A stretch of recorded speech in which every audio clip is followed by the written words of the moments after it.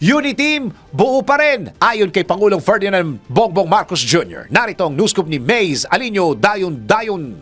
Nananatili at solido pa rin ang Uniteam.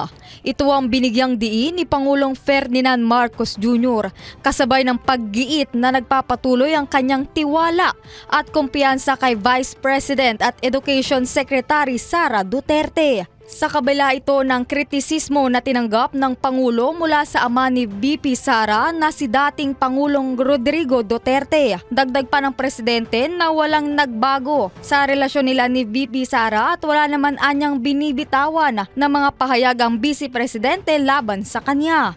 Sinabi pa ni PBBM na mananatiling kalihim ng Department of Education ang pangalawang Pangulo.